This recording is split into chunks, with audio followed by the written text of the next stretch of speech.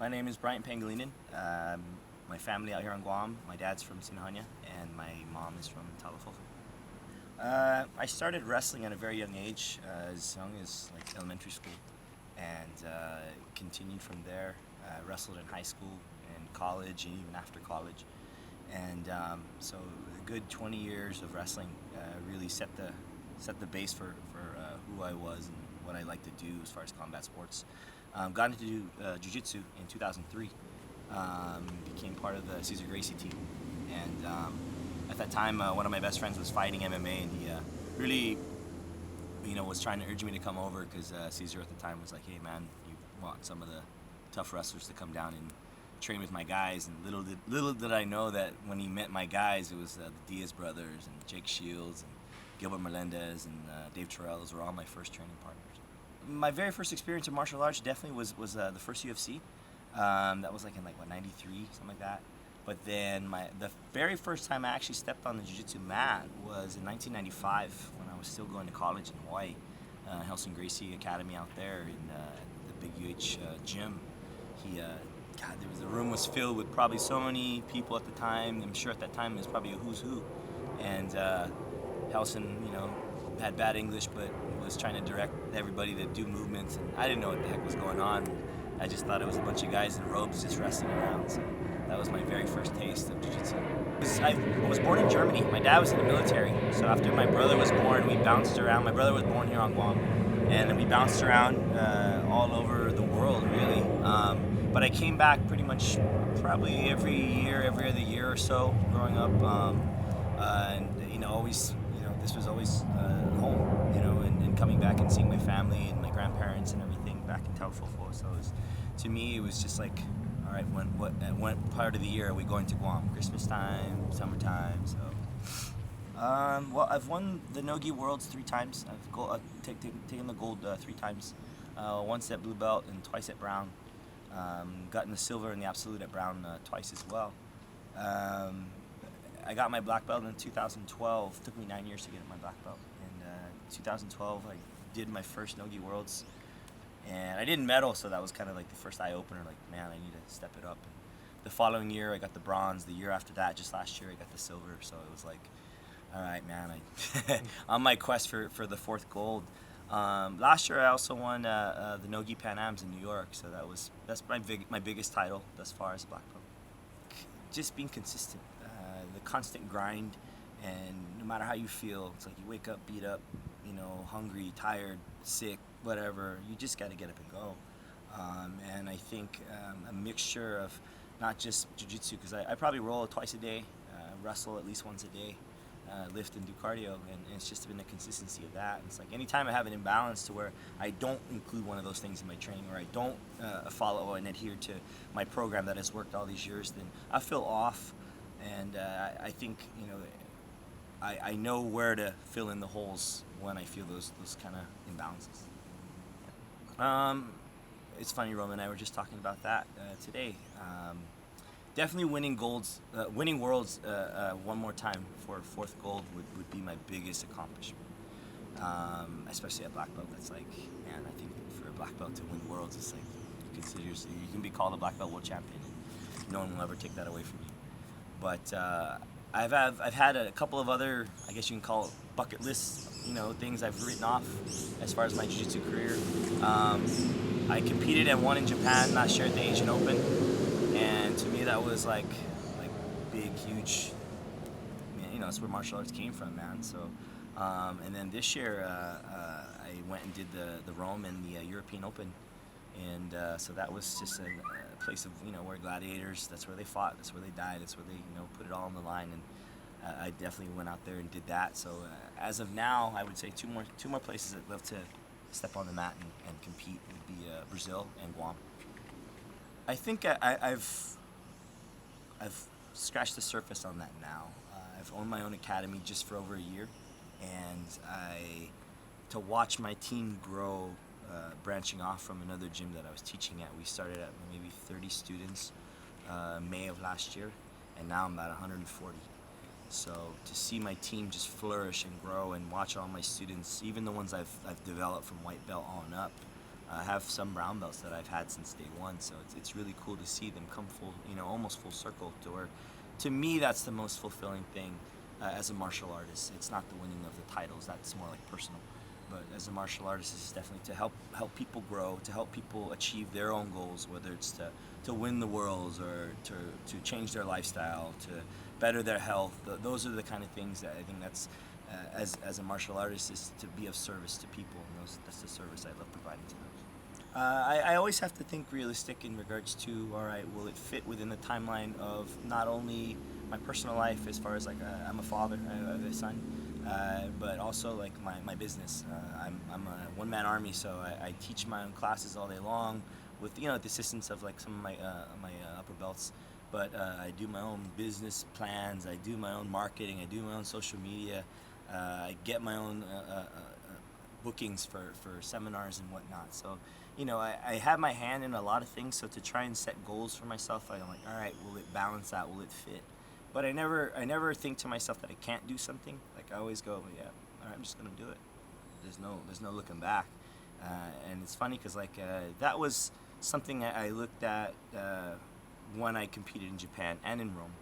It was like, man, I'm putting myself out there in a really far off land and nobody can speak my language, and it's different, if you've never been in those places abroad, like it's very different. But I just threw myself out there and said, just do it. Just wake up and go do it, like you always do every day. Right now in your career? I think now becoming, I'm older, I'll be 39 in November, and being involved in combat sports for 20 plus years now, my body's taken a beating, and I've had to listen to my body a lot more. But it's tough, It's like, how can you tell that side of you that you've known for so long to be quiet or to shut up, or when really that spirit is so strong in you to come out and want to do it no matter what. You're broken, you're hurt, you're this, you're that. You just go and you do it. So it's difficult to listen to the right one and the right shoulder, but I think these days I find myself listening to myself a little bit more, being a smarter martial artist, being a smarter competitor, and knowing how to choose my battles. I've had to turn down some things this year just because of injury and also my schedule. So just again, being a smarter fighter. When I was promoted to black belt, that to me was like the biggest change. When I was an underbelt, I would go into tournaments completely blown out of my head emotionally, thinking about who I'm competing against, their name, their titles, their everything, where they came from. And now it's funny, as soon as I was promoted to black belt, as a competitor, it was just kind of like, I don't care where you came from, I don't care who you are, we're just gonna go at it. And I don't look up anybody anymore. I don't care. I don't know who's in my division. I don't care how many. We just go out there and scrap. Probably from my best friend Josh. He's been my training partner for all these years. He's the one who got me onto jiu-jitsu mats. And I remember him telling me going out to Worlds and in the finals, the brown belt finals one year. He pulled me aside. He grabbed me by the arm and said in my ear, he's like, "You train with better guys every single day. This guy means nothing." And I treated it that way. I'm like, man, he's right, day in and day out. And that's kind of how I feel about it. It's like, if you don't surround yourself by people that are better than you, then you're only going to be that product of who you are in that room. Doesn't mean anything if you're the big fish in the small pond. And I'd rather sit there and be the nail for as long as I can be, and then so knowing that when I go out there, I'm the hammer. I wake up and tell myself every day that nothing is too hard. I wake up and tell myself every day that God is on your side. This shouldn't be that difficult. And then, it's cliche, but setting your mind to things, absolutely. And that's again something Roman and I were talking about. There's a level of mindset, and I'm finding myself deeper and finding ways to tap into that a little bit more, of just, I guess you could say, talking to myself and being my own motivator. Like I don't need like the corny quotes. I don't need these things around these. I don't know. I always tell people this. Like I've always had this internal iPod going on in my head, playing in my head, like this series and tracks of music and whatnot that just keeps going. That just keeps playing. And until that battery is dead in my head, then I probably won't stop. Where would you where do you draw your inspiration from? God, Guam Jiu Jitsu is right there. Having ref the tournament yesterday in the Marianas, man, these kids are tough at all levels. And what's great is that they're still adhering to the good hard style of jiu-jitsu that I was brought up in. Despite all this new stuff that's going around, the berimbolo and all these other new crazy fancy techniques, you stick to the basics, and the basics is what wins fights. So that's how I compete. Even though I'll experiment a lot with my guys in the gym and introduce them to all these new things that are going around. I think the level out here in Guam is right where it should be, and it's only going to flourish. And even at the white belt level, man, yesterday I saw these people were tough. Even the kids divisions, man, they're right there. But I think it's just going to be a matter of their longevity, their goals, their own personal ideas of what they want out of this whole art, sport, whatever you want to call it. But yeah, I think Guam's jiu-jitsu is very good. Definitely, you gotta look beyond just what is in front of you. Meaning, just know that the jiu-jitsu in your room, or the training that you do in that one specific academy, or your dojo, whatever it might be, there's so much more than that. There's these guys out there, myself, I like to think included, that you have to train like a professional athlete, because the people that are being manufactured, I like to say, are pro athletes. At the Worlds, man, I've seen kids that weren't the best at jiu-jitsu, but they got through based on athleticism. They got through off of all their other training. And I think that if you don't allow yourself to do other things, like the days of just doing jiu-jitsu pure alone is gone. I think that's gone. And that mindset, if some people still have it, it's like, that's fine. You don't want to evolve, then there's your block. There's your thought process as far as being a martial artist. But the ability to evolve, the ability to change, the ability to learn, that's the martial artist. That, to me, that will cover all the bases. To know that I gotta tap into, man, what can I do to better my diet? Why is that gonna help me be a better martial artist? Why is that gonna help me be a better competitor? Why should I learn about strength and conditioning? Same thing. And as you cover those three pillars, by the time you get to the technical aspect of wrestling and jiu-jitsu and all the other combat sports, you have this mutant creation of what is evolving now. And these guys at all the high levels, they're a product of that. And they know the importance of pushing themselves and knowing that they have to do just a little bit more. And I think that wrestling for me was a huge building block in all that, because it taught us how to train, it taught us how to make weight, it taught us how to deal with the bad conditions and whatnot. So now that I've taken everything that I've learned as an athlete, as a martial artist, and even in my bodybuilding days, and carried that over, I try and train my guys to know that, hey, these are the things that you got to try and cover, not just what I'm teaching as far as jiu-jitsu. So I try and be an open book for them to ask the questions and try and learn more. I always tell my students this, and I say this in seminars, and I always tell people, I learned how to defend myself long before I knew how to score points. And matter of fact, going into my first Worlds, I had no idea what the point system was. I was just going to go out there and kill everybody, and I did.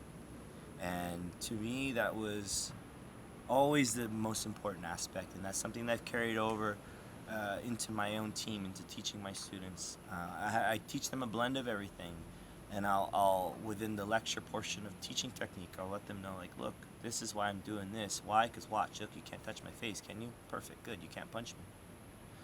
If I'm sitting here in this particular position, I know it's designed that you can score a point here, but look what we can also do here. We can punch a guy in the face. So teaching the blend of it all and learning how to fuse the two together, I think it's important. I think it's very important, and I think that a lot of these newer guys with the use of technology and YouTube, they're learning how to burn bola before they even learn how to get out of the mounted position. It's like, wow, man, there's something wrong. But I think it's important for these newcomers these days to really adhere to knowing what they're doing and why they're doing it before they say, I want to do a tournament. Okay, that's fine. Do you know how to get out of these positions first? Then you'll be ready. I think it was the scientific approach of body mechanics that separated it all. Closing distance, finishing without getting damage. And it's hard for me to say, coming that I was, come from a wrestling background, but I remember, it's funny, like when I first walked into the Jiu-Jitsu Academy, I was taking down all those guys at will. It was easy. But then as soon as we hit the ground, man, I got my ass choked. So it was like, I better learn this stuff quick. And I think that's why from the very beginning, the Gracies and those guys, they understood it. They understood how to finish without getting hurt. They understand how to close distance and end a fight much faster than everything we were doing here. Oh man, when Rome asked me this morning if I'd want to do this, is what time and where I'll be here, man. It's an honor for me. Not to mention just be here with you guys, but be here, back there. So I couldn't think of a better place I'd want to be in doing something like this than here on Guam. Awesome, man. Great kid. Rome, you have anything? Hey, the force be with you. Thank you, brother. I love it. Right on. Man, solid, man. Thank you, Park. Appreciate it. Thank you. Freaking awesome, bro.